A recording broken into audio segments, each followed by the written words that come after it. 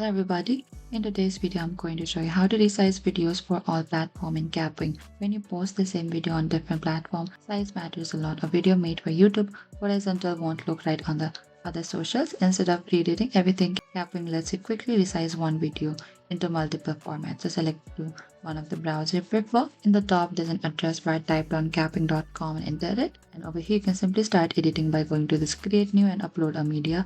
Or if I'm going to select one of the draft, you can do that as well by clicking over here. And once you're into this editing timeline, what you can do is on the right hand side we can find this save zones over here. Look for the resize option in the editor here, which is the save zones. I choose the right platform.